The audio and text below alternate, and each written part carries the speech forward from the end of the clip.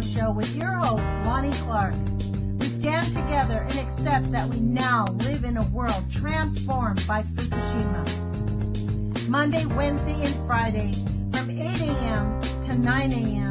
Pacific Standard Time here on UCY.TV radio. We relentlessly engage every ear that listens. We expose and confront the complete lack of accountability for the nuclear industry. Consider social engineering programs who view our bodies, minds, and souls as assets on a balance sheet. We discuss vital current issues, interview activists, and engage our audience in an effort to allow all voices to be heard. The Age of Fission radio show creates a venue that all will choose. We encourage our listeners to reclaim their power and their courage to take action and save our planet from the ravages of greed and indifference. Our actions matter. Every voice matters. We remind our listeners that happiness is resistance.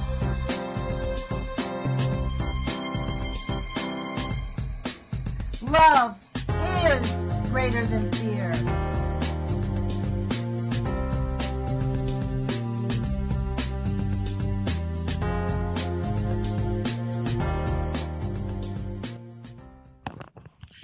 Good morning, UCY.TV radio listeners. This is Lonnie Clark with the Age of Fission radio show.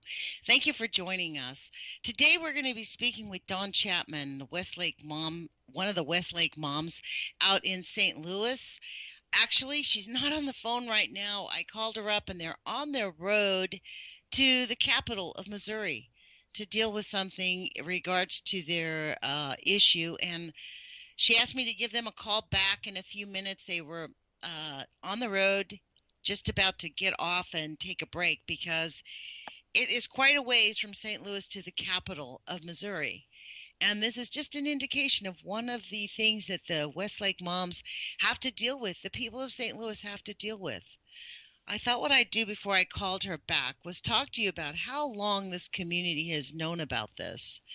I went to newspapers.com and I found, I think, what was the first newspaper article in the Dispatch, what's it called? The St. Louis Post-Dispatch, which frankly is an awesome newspaper. These people have been covering this for, well, since 1979. Oh, actually, 1976, May 30th, 1976, this was discovered. I believe this is the earliest newspaper reporting that I can see. And it was written by Margaret W. Freevogel. The title of it, it begins with, a St. Louis area construction firm has dumped several thousand tons of low-level radioactive waste in a St. Louis County landfill under circumstances that confused federal authorities about the strength and location of the waste, a Post-Dispatch study shows. Although there was no evidence that the dumping resulted in a health hazardous, that's because they weren't looking, state officials say the incident illustrates serious deficiencies in the federal program to monitor low-level radioactive material. How can highly radioactive uranium be low-level radioactive material? The firm, B&K Construction, which sold it to now Republic Services, deposited in 1973 about 9,000 tons of waste material containing about 7 tons of natural uranium in the Westlake landfill near the Missouri River at St. Charles Rock Road and Tausig Road, the Post-Dispatch study found. But K&B submitted invoices to Cotter Corp. of Canyon City, Colorado, saying it had dumped 40,000 tons of waste material in soil, said Cotter's executive, David M. Marcotte. I suspect now that there was some hanky-panky going on. Marcotte asked when about the discrepancy. I've been taken for about $50,000 or $60,000. Marcotte has got the records. If B&K Vice President Robert S. Davis, he says I billed him for that, then I did. When asked about the Post-Dispatch, by the Post-Dispatch, whether he actually dumped nearly 40,000 tons of fill material, Davis said, heck no, it wasn't nearly that much. But B&K's invoices, accepted as factual by the Atomic Energy Commission, were used as a factor in concluding that the waste had been sufficiently diluted in soil so that the agency's opinion, the fill was clearly harmless. This is where I start spitting nails, folks. This seriously infuriates me. I'm going to read this a little bit and let the moms, they stopped at off the road to take a little bathroom break right as we were getting on the show. So I told them I'd call them back about 5 minutes after the show started. And there was a car full of women, and Dawn Chapman didn't really have a headset. It's not illegal to drive with her phone to her face, but just to be advised, I've suggested that she put us on speakerphone, so we may have some static. And I don't know how long this will last. So I'm going to read another paragraph or two, and then I will give her a call back. This story is a complete indication of the lack of concern that the Atomic Energy Agency, the NRC, have towards human life. How they could allow this to happen right next to where over 300,000 people live is beyond me.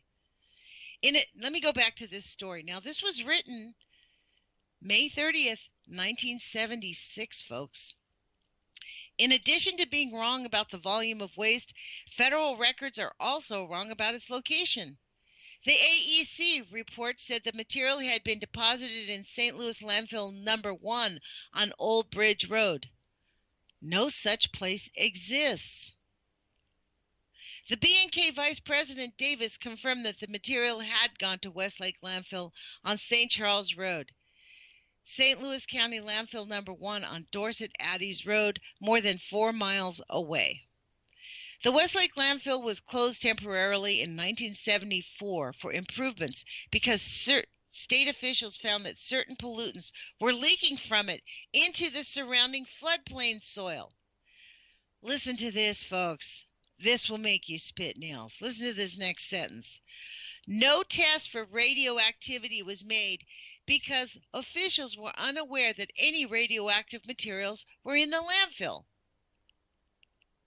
Before the improvements were made, it would have been impossible to put any hazardous waste in Westlake, said Joseph Agner, who runs the Missouri Hazardous Waste Program.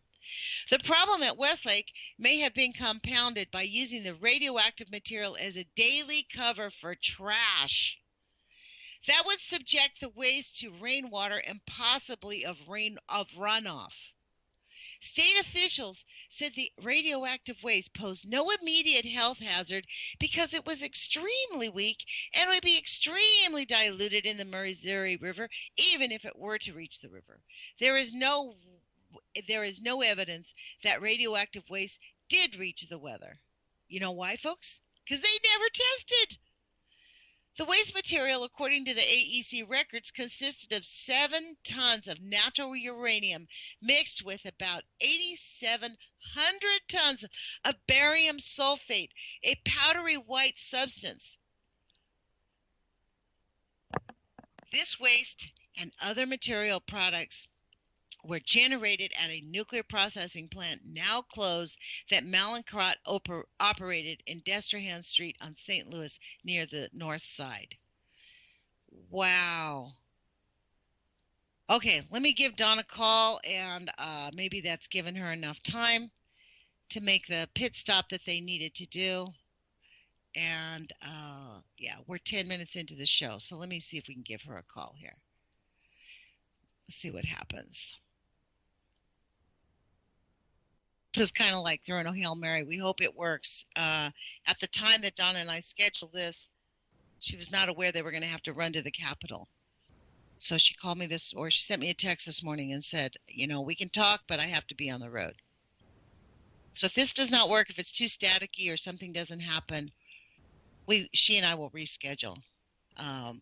This is so outrageous that this is happening. Call has been forwarded to an automatic voice message system. Dawn Chapman, is not going to available. happen. Hold on. I'll call her in a few minutes. I'll keep reading this article because this is so outrageous. Okay.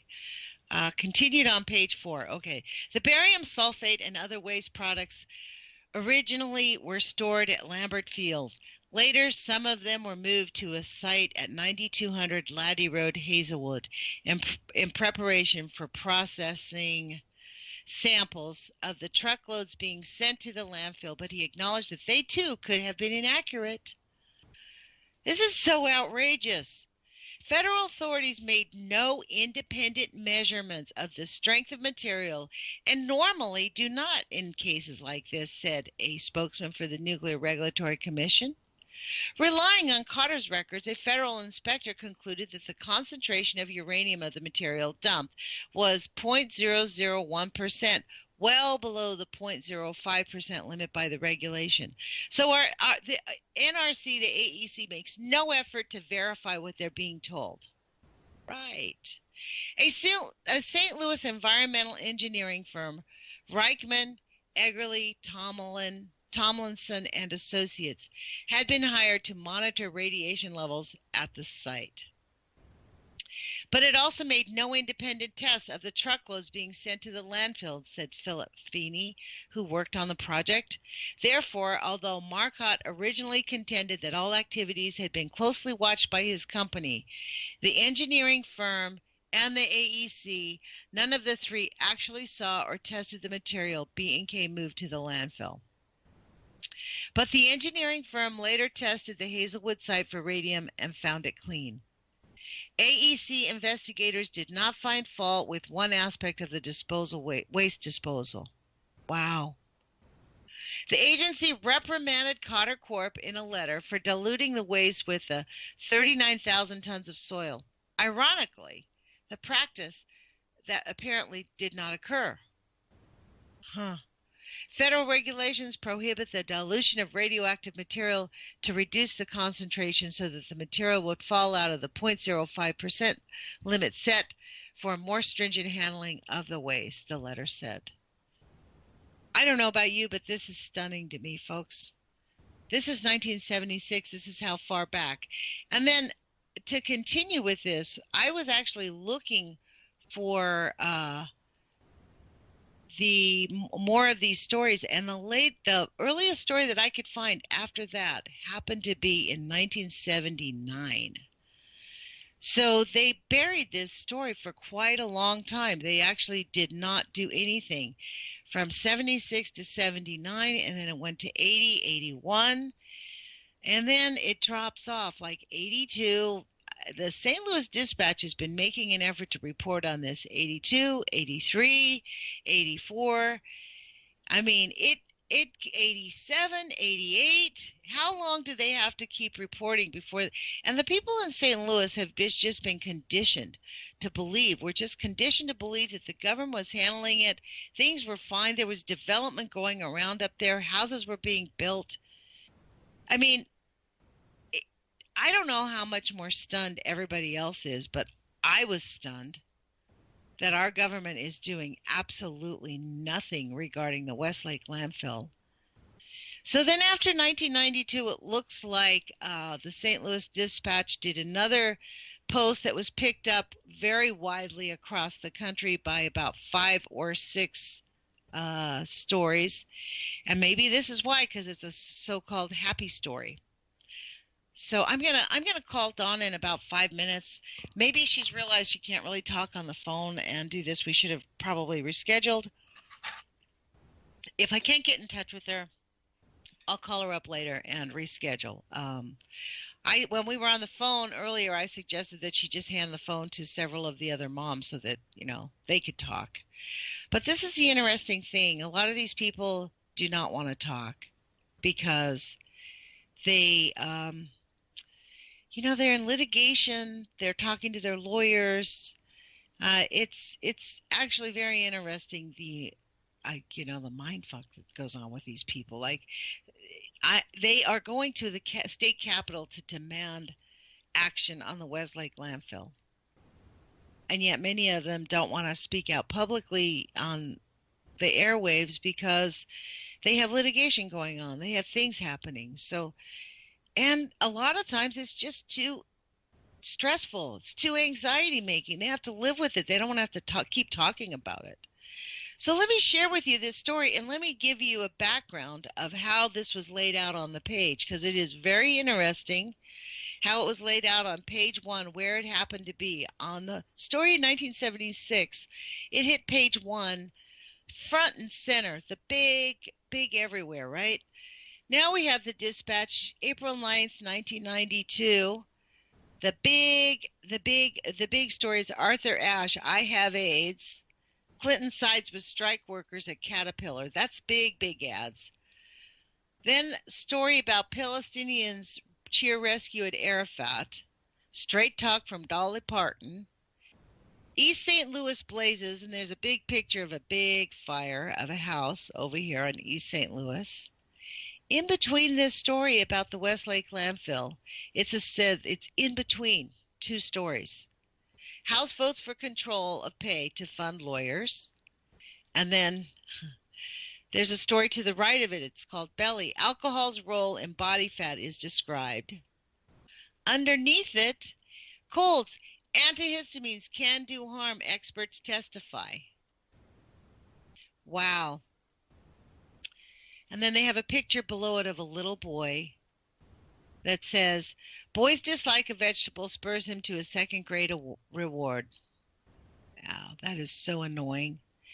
This little boy won the second prize at the 45th Greater St. Louis Science Fair. Now listen to this story. This is unbelievable. Nuclear Commission wants cleanup here by Tom Uhlenbrock of the Post-Dispatch staff. The Nuclear Regulatory Commission has included Westlake Landfill in St. Louis as a list of radioactive sites nationwide where contamination is serious and cleanup efforts have been lagging. The commission issued a list of 46 such locations and called for a cleanup of sites, hopefully within 3 years. This story is 1992. We're in 2016. The commission has issued a list of 46 locations. This is so unbelievable, and called up for a cleanup of the site. Wow. Local environmentalists said the commission's actions could force the Energy Department to include Westlake in its plans to clean up other radioactively contaminated sites in the St. Louis area. Kay Dry, a University City environmentalist, has argued all along that Westlake should be included in the department's plans. It's an illegal site, she said. It has never been licensed. Therefore, they've sort of ignored it. Wow. This is certainly a step in the right direction for them to come out and say this site has to be cleaned up. This is astounding. I don't know what to say about this. I don't know how anybody else here feels about this, but this is so inhumane for our government to take this position, to just watch our fellow citizens live near a nuclear dump site that has been ignored since 1976. It was first reported in 76. And people are dying right now as we speak. Families are in constant pain, constant harm. Wow. Well, let me see. There are plenty of stories from the St. Louis Dispatch going up to 2000, 2001. Here's a story, 2012. Wow. Let's take a look at this. See where we're at in 2012. That's 2 years ago, or what I guess now, gosh, almost 5 years ago. There's a picture of it showing the contamination. It looks like a big mound of dirt, folks. It doesn't look like anything. Wow, this is so amazing. This was written by Jeffrey Talmadge. Almost 4 years after federal regulators approved a plan to cover cold War-era nuclear waste at a Bridgeton landfill. They're weighing much more extensive cleanup options that involve excavating tons of contaminated soil. The Environmental Protection Agency, which is overseeing the cleanup of the Westlake landfill, said it is studying a 1,400-page supplemental study of 2 cleanup alternatives. Let me see if I can get in touch with Dawn. Maybe she knows a lot about this. Let me give her a call again. Let me see if this will happen. Let me see. I think I have to put the number in again. Thank you for bearing with me. I think that Dawn must have just been too busy. And we should have probably rescheduled. I had no idea this was going on with her this morning. And let me see if we can get her in on this. Maybe she's decided it's too dangerous for her to talk and drive. They're on their way to the state capitol.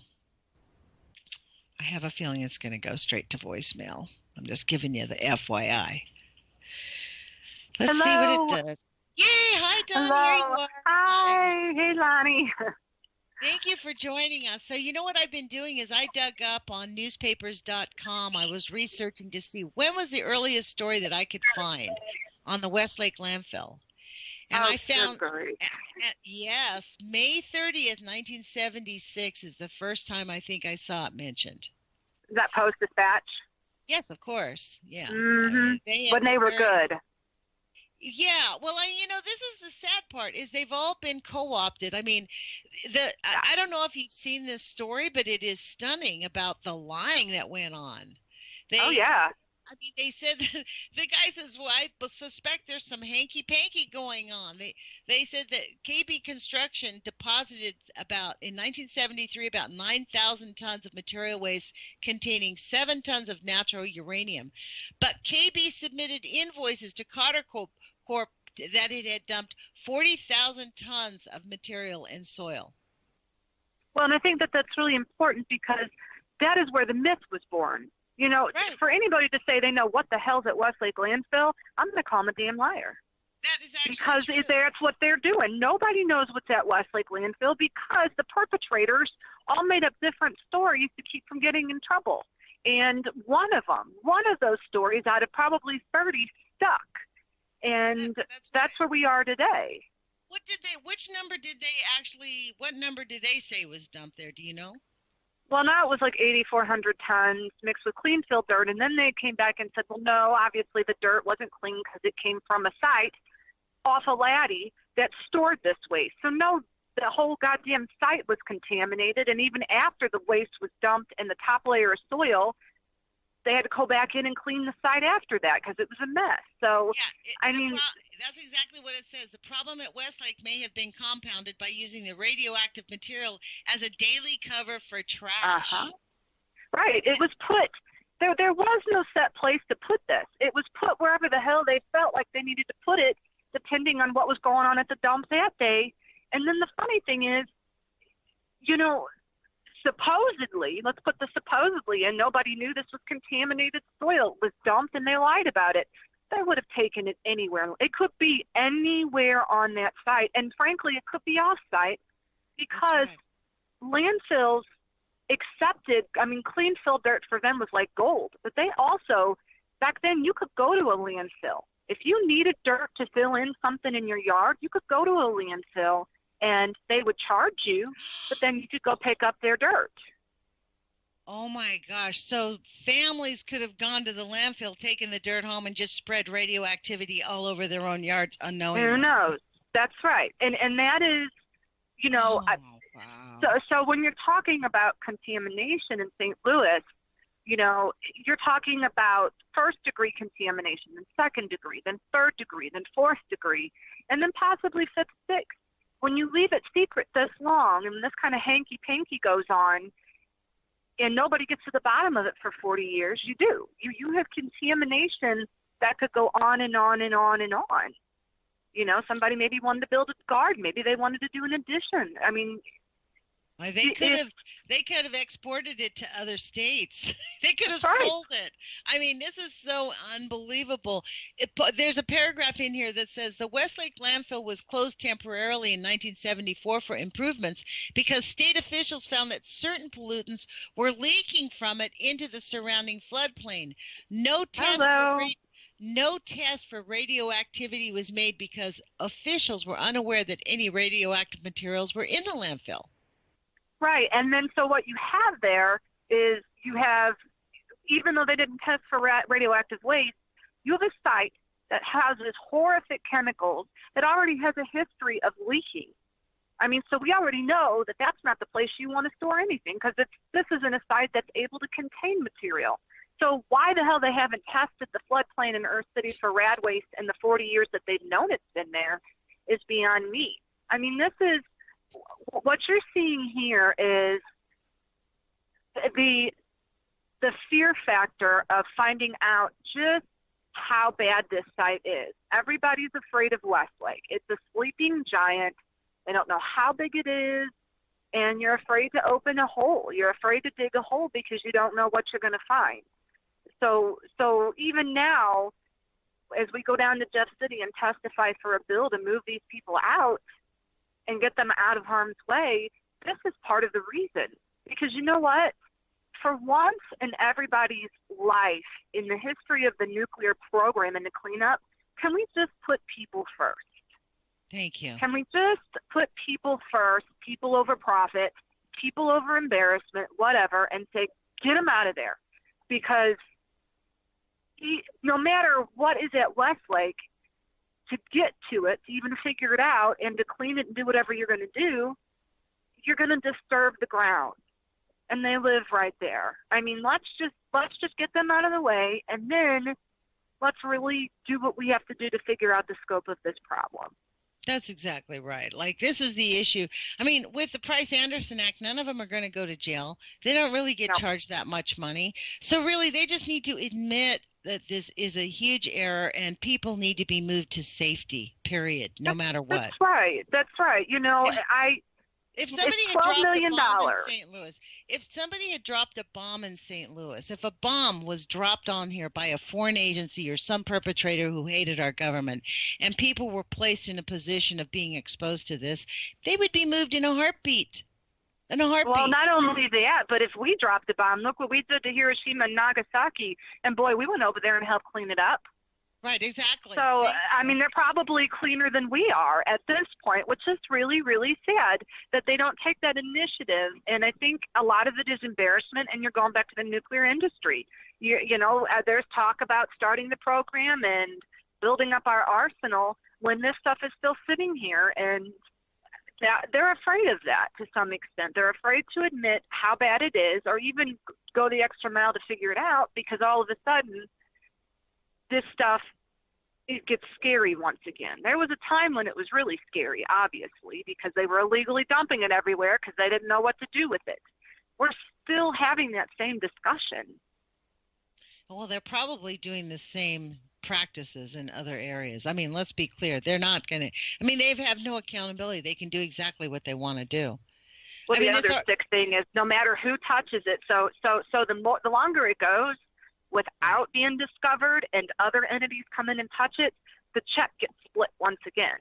So it's actually in the corporation's best interest that others touch this shit because suddenly it's less expensive for them. So, Dawn, why don't you introduce to our listeners who you are and where you're going and the women that are involved with you, and talk about the imposition that this poses. I mean, aside from the health effect, just to get remediation, get moved to find some equity, what it's costing your families. Well, my name is Dawn Chapman. I'm one of the co-founders of Just Moms STL. I'm a resident that lives next to a nuclear weapons site. That's also a Superfund site. It's about a little less than 2 miles from my home. I'm in a car right now with 5 other moms, one of whom it's their birthday. And it's Kristen's birthday, and we are on our way to our capital, our state capital, Jefferson City, to testify for a bill, SB 22, on the Senate side that would give the residents within 1.5 miles of the site the option to relocate voluntarily. They could sell their homes back to the state, who could then seek reimbursement from the federal government, but it's a way to get them out. The other thing that it does that we're pretty happy about is it makes it so that if you have nuclear waste in your home, which one of those homes up there now has had it confirmed thorium above 1,000 times above cleanup level in their kitchen of their home, they have to legally disclose that. And so, this bill, it doesn't do anything for the cleanup of the site, but what it does is it puts people first. It basically says enough is enough, get these people out of there, and then figure out what you're going to do with the site, which, in our opinion, sets a really important precedent that we don't see too much of, which is people first, which is let's get our head out of our you-know-where and get on the same page that this stuff is not good for people, been found in their homes now. Let's give them the option to get to safety. If they want to stay, they can stay. This isn't forcing them to get, it's everybody has a decision to make, but it puts that decision back where it belongs, which is in the hands of the residents whose lives are affected by this material.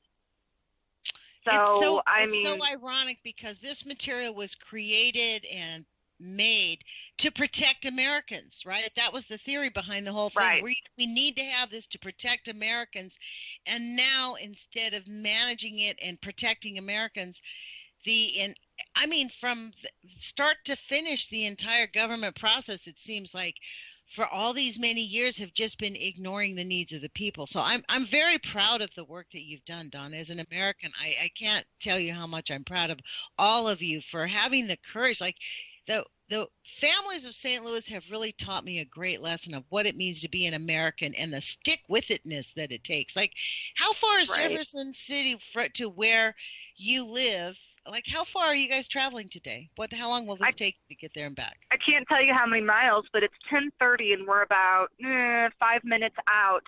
But we left at about 8:30, so it took us about 2 hours. And of course, my husband's taken off half a day so he can be there for the kids when they get off the bus. Kieran's getting a sitter for hers. Kristen, it's her birthday and she's doing this. Wow. Missing work. Megan, the same thing with Megan, and she's got her little boy Trevor and her boy Mason. So it is, we've got more people that are going down there too. It is a tremendous it's a tremendous drain on your everyday life. It's a financial drain. It's an emotional drain because, of course, we're all in the car writing down what we're going to say, and right. You're pleading to people who really have no idea what's going on. You're looking for that one phrase always, that one phrase that's just going to grab them and touch them and break through politics as usual. And, and of course, you also have the other side of that, which is there's going to be a line drawn. If this bill passes, there's a line drawn. People on one side can sell their homes, people on the other can't. And anytime you have that, the people that are like, well, why wasn't I included? Expand it. And we understand that no matter where we go with this bill, there's going to be people that are angry at us personally for even going here. And, a lot of what's going on for the listeners at our site's also on fire. Been burning for 7 years, so there's emissions and all kinds of crap. Our own health department from our state issues a warning once a week that sensitive individuals should avoid the odor and emissions from this site. And our issue is that's a recommendation from the top health officials from the state of Missouri. These people that we're going down to testify for, they live less than half a mile from the site. This gets inside their homes. Right. They can't. They do not have the option to even take that recommendation because where are they supposed to go? So, Right. I Even if mean, they close their windows, it's going to come into there. This is the thing. This is how it works. It doesn't matter. The doors don't keep out. right. The windows don't keep out the most Nope. harmful.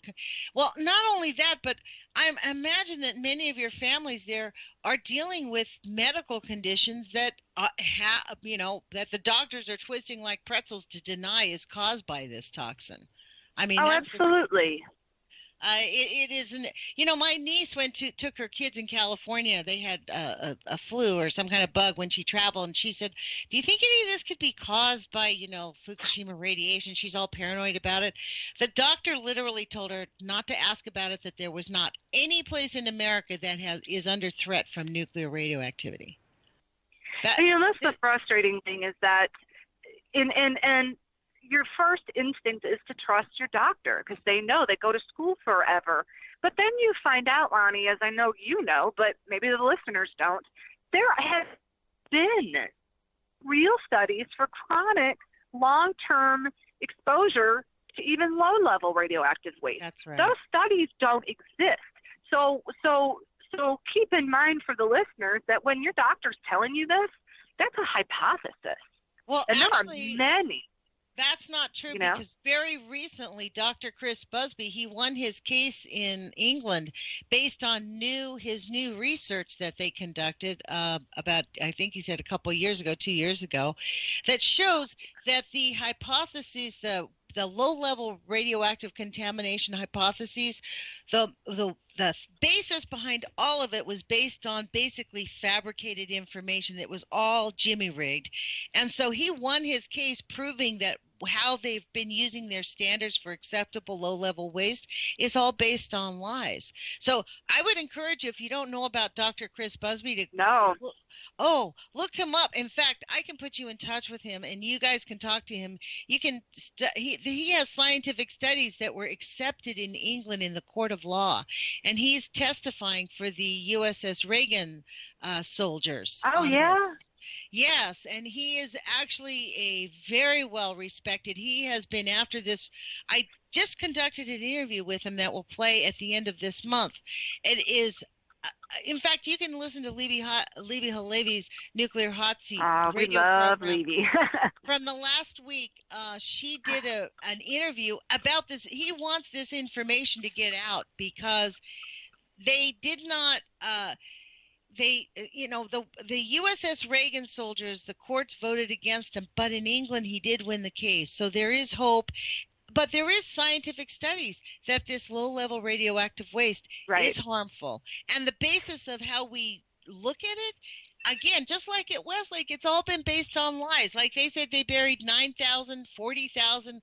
I mean, what a stretch from 9,000 to 40,000. What is it? You know what I mean? Right. Which one? Right. That's a huge number in between. And it's not like even 9,000 is even a decent number, right? Like that's still a big bad number. So well, it is, and what people don't know, but you probably do, and I'm sure people can guess, is that what was dumped, and then now the sum total of the amount that's contaminated after 40 years. I mean, you have a banana peel that sits in radioactive waste. Well, guess what? That becomes radioactive. That's right. So it's that's the other issue is that, it may have been dumped and that may be the amount that it was, but the problem is much worse than it was 40 years ago, and it will continue to be that way. That won't change. It's 10 years from now. It'll be worse and more expensive. That's right. That's exactly right. These problems don't get better on their own. Is there anything our listeners could do to support you? Do you suggest that any of us can do anything? Would it help? We don't even live in your state. Would that matter if we were to contact your state legislators? Is there anything we can do? Well, I think that because you don't live in our state, I mean, I would say every little phone call helps, but really it's on the federal level. I would love for some of these other moms that are listening right now that are in other states that have either gone through something similar or are to reach out to us. I think that on a federal level, we all need to get together, reach out, and maybe have a Washington, D.C. week where we go up, you talk to yours, I'll talk to mine, we'll go hit a few together, and we need to start making this the national issue that it really is. I mean, this is happening at Westlake, but Westlake is an example of one site out of how many across this nation. And until we make this a national issue, unfortunately, they break it up. Oh, well, that's just going on in St. Louis. Thank God it's not going on in my state. That's what some of these elected officials think. Part of it is, really, it was the fire that really brought it to everybody's attention. So what happens is, right. I don't know any other location in the country where there's an organized fight really to even expose the harm being caused by their families. Like I know up in Hanford in Richland where families are being harmed. Like they had 2 years ago 32 microencephaly babies in 1 year. The DOE came in, had their experts, and in less than 3 months concluded that it was not caused by Hanford, no possible way, don't worry about it. And the people up in that area, frankly, it's ixnay. You cannot say anything against the nuclear industry because they're all related to making money there. So there's so much social pressure to just accept it so we can have a decent way of life and don't worry about it because our medical industry can handle whatever negative effects it causes. Well, and as worried as I am about Westlake, to hear you say that these groups are not coming together and that people are not taking this into their own hands, that makes me even more nervous, Lonnie, because I'm not sure. I might lose you here. I'm going into a parking garage. Okay. I hope not. But that makes me even more nervous because do they really think that people are not going to, that they're going to be taken care of without public pressure and eyeballs on it? No, and actually what's going to happen is, maybe that's another project I ought to put on my list and put it out there and try to find people and maybe organize here on the West Coast. Because there has to be mothers who are concerned who have been engaged up there. Like Heidi Lambert, for example, she grew up near, her dad worked at Hanford. She knows all about Hanford. She interviewed with me. We formed a nonprofit group here called No Nukes Northwest. Maybe we'll start a chapter and try to organize. In fact, I think I'll do that. I'll talk to the directors of the No Nukes Northwest organization. The three of us are on it, and maybe that's a part of organization we need to organize and find moms, put out ads, and try to find families who believe they have been harmed by the nuclear industry out here in the Northwest, because we have. Mimi Gurman found out that at the Trojan nuclear dump site here in Oregon, when they closed it down, the workers were so angry that they just cut the machines up and put them in the river. Oh, God. Yeah. So now the mouth of the Columbia River is one of the largest dead zones in the country. So it's not very many people, at least I've never heard of that. Well, we never heard of Westlake either. So, you know what I mean? I started this radio show with no idea about Westlake, and it was only because I was researching things to look into and to report to the listeners, because my focus is about exposing the lies of the nuclear industry. Right. That's why I was kind of Johnny come lately, because I haven't been an activist. I'm like you guys. I didn't even start this journey till 3 years ago, and I'm grateful to have met you, because honestly, I think the public pressure will help you. Just the public pressure. And I think even that story, I think that it is the stories of the mom and the people like yourself that didn't set out in life to be what they ended up having to be. Nobody plans a journey like this. It just kind of happens. And I think that maybe if people didn't feel like they were so alone, maybe more people would feel like they had the strength enough to start this journey. You know what? That's a very good point, because, you nor I, and we have had to really educate ourselves. And I had this part of this conversation with Dr. Busby also, like, people that are freaking out over Fukushima don't even know about Westlake landfill. We hear that Pacific Ocean's dying. Well, we were all just citizen journalists who had no concept of what this was. This isn't our responsibility. And so it's easy for those of us who have not been a basis in science to really comprehend it. I'm just now after 3 years beginning to comprehend how this stuff works. And well, so and I think that that's the thing is that the world will tell you, elected officials will tell you that you better know all your stuff before you get involved. You better know the science. And the truth is that, no, that's not the case. We don't have to know everything to be able to say, hey, our kids are being harmed. Thank you. And I think that that is why so many people don't want to get involved. Or they say, I don't have a degree. I never graduated college. I have to have that degree before I throw a fit about this. And I'm like, no, you don't. You never need a degree to advocate for your kids or your community. That's ridiculous. That's right. And this is advocating for your children and your community. And this is the thing. It's not like we want to blame anybody. We're not, I'm not interested in, getting out the guillotines with these people. But what we want is remediation. We want families to be made whole again, responsibly. Well, and, I'm going to straighten the car out. Sorry. That's all right. You can just Debbie's ignore me. Debbie's going to do it. Debbie's going to do it for me. Okay. Hopefully your listeners understand. we should have rescheduled. I should have had called and rescheduled. I apologize for not following up yesterday. Well, I'll be honest with you. I think it's more real this way. Let the listeners know we're in a parking garage in our capital with a big mommy vehicle, because that's all we could fit everyone in, and we're doing what we can. After driving 2 hours. This is what life looks like. You schedule an interview, and then you get a phone call that this bill's getting a hearing early, which is the great thing. And we don't have the option always to, hang on, Deb. Let me straighten it out. I'll straighten it out. It's a little close on that side now. Yeah, it's the ridiculous thing about a Buick is it's wider than it looks. Women driving. Love it. Well, and saving our kids and also trying not to get our cars dinged at the same time. Priorities, right? How many hearings have you gone to at the state capitol? How many times have you done this thing? How many times would you say you've done this?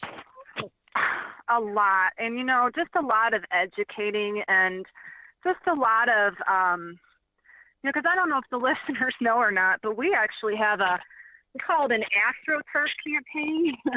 We have a group that's paid for by one of the responsible parties that's actually against us, that's lobbying for, they're lobbying against anything, huh? Okay. So anyway, that's, we're fighting quite a bit here. So you're telling me that one of the opposite parties hires lobbyists and hires people to go out into the community to tell everybody that you're completely crazy, this is no big deal? Oh, absolutely. They hired another mom from rural Missouri who's a Republican her name is Molly Teishman. They're called the Coalition to Keep Us Safe, to lobby against us. They are paid. She has admitted they are paid by the company to stop any efforts to clean up the site. I mean, it's ridiculous. She has a blog. We've had to block her on Twitter because she's just nasty as they come. Yep, you're going down and over. It's we have a lot of hoops to jump through. So, all right, well, we are almost there. Well, look, Dawn, I'll let you go. I appreciate this. The next time we talk, I hope that you'll become a friend of the show and we can keep getting this out. I am going to take your suggestion. Since I'm a director of No Nukes Northwest, I'm going to propose this at our next board meeting, that we make a serious campaign to organize the nuclear victim moms here out on the Northwest, because we know there's many of them. I know Heidi Lambert's dad died from cancer. Her whole family has had serious issues. So it's one of the things that we talk about all the time. It's why she keeps speaking out. She's like you. She's just a mom. She's just out there speaking out because it's outrageous. So, well, and I think that's what we need. I mean, Westlake is a serious issue, and Westlake can be used as an example of when you just leave this stuff out here for this many years, of course bad stuff's going to happen. So I mean, you can't do that. Well, even if you leave it out there for you can't leave it out there for a month. You know what I mean? It's still bad. No, and for 40 years. So, I mean, but yeah, I think that's what I would tell the listeners is if there are any other moms out there, please reach out to us. You know, we have a Facebook page, we have a website. You know, Arnie, you can give them my number and we can talk. There has to be other people in other states. We have to make this one big issue. That's an excellent suggestion. That's my takeaway from today's conversation. Thank you, Dawn Chapman. Your Facebook page is the Westlake Landfill. That's right. And we also, if you're uncomfortable with the Facebook page, we do have a group, which is just Moms STL on Facebook. We have a website, justmomsstl.org. And you can get in touch with us, leave us a message, and we'll call you. And, you know, I really hope somebody out there that's listening, you know, you're not by yourself. At least if you are, you don't need to be. Thank you, Dawn, for joining us. I really appreciate the effort you made this morning. I'm sorry to put you through this while you're trying to organize your thoughts and get going. I'll let you go a little bit early. I imagine the meeting starts in 10 minutes. It's noon, but we're going to get there early because we've got media and we've got to get our thoughts together and whatnot. So yeah, good idea. And it's 5 of you there? Yeah, but there'll be about 15 total. That's awesome. Well, look, I'll let you go. I appreciate you giving us this time. I will be in touch with you later so we can reschedule a follow-up. And I'm going to take some action and make your suggestion come real, at least here on the Northwest, and start organizing. And I'll be calling you on the apart from this radio show to get some tips on the best way to do that. So I really appreciate your efforts. That sounds great. And then we'll let you know how it goes.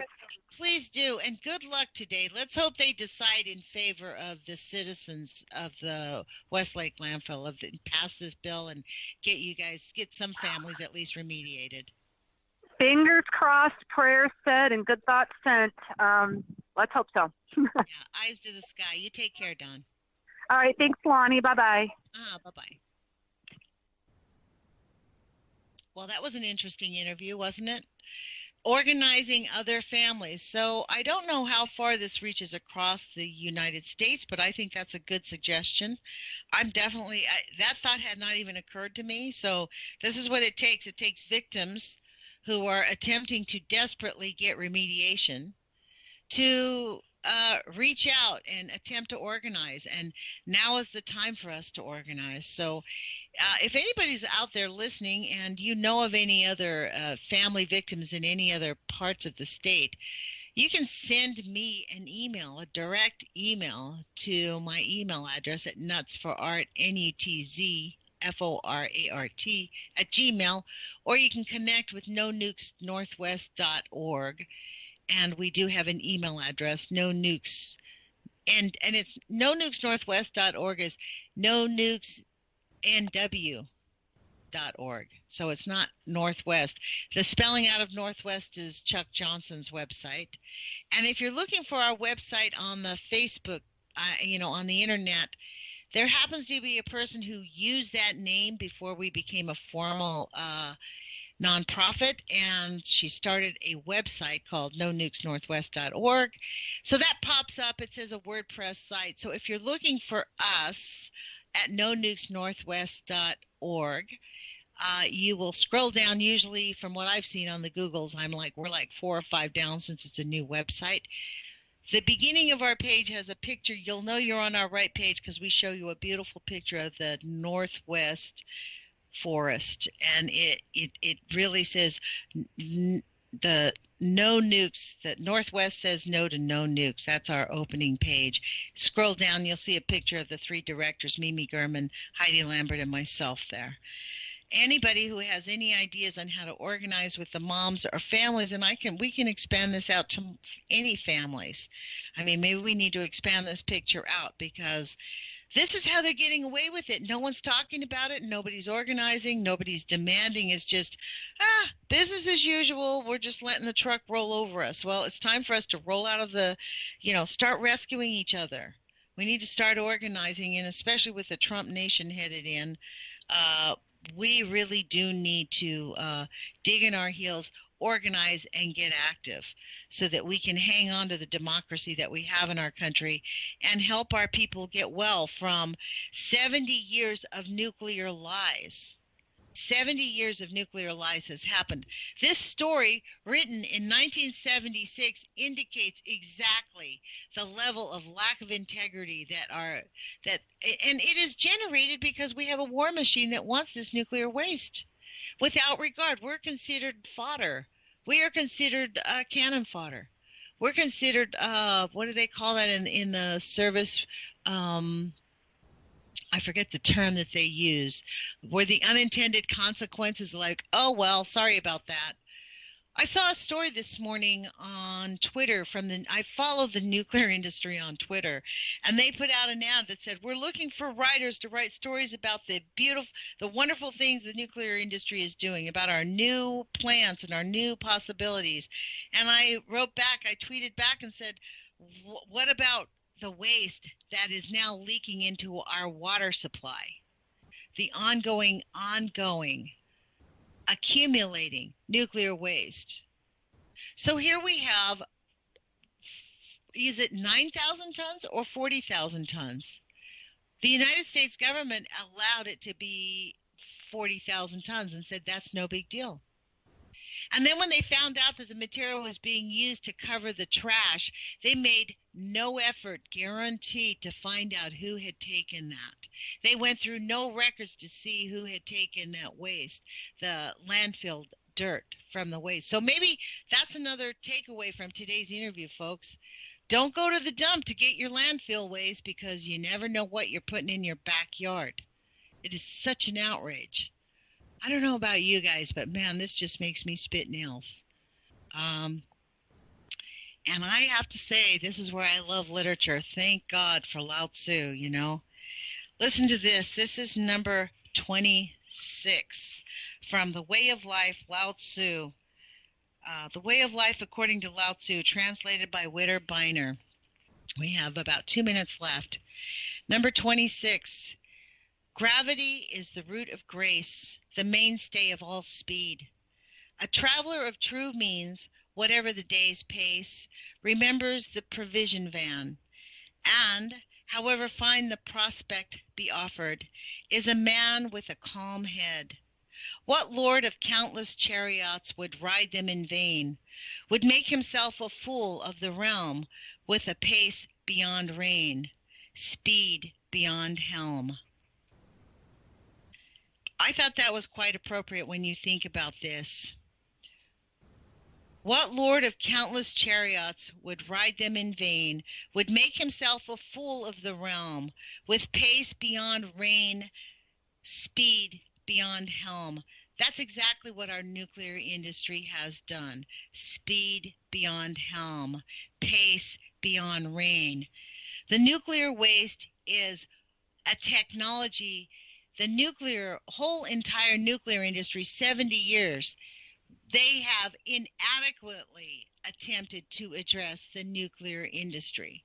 Because until you deal with the waste, the nuclear energy industry is a toxic, destructive mess. It has nothing good to offer humanity. You can't just pile your shit up in one tank and then leave it there and then go to the next one and then go to the next one. That's exactly what they've done. Pace beyond rein, speed beyond helm. So I thought that was quite timely. I'm actually glad I had a chance to read that poem. So thank you for joining us. You have been listening to Lonnie Clark, the Age of Fission radio show. We had Dawn Chapman from the Westlake landfill, the Just Moms STL. They have a website, Just Moms STL. If anybody's listening and you want to organize, please contact me through No Nukes Northwest, nonukesnw.org. And I really appreciate that. Put your courage feet on. Take some action. Thank you for joining us. Please spread the word. Share this program. Share this station.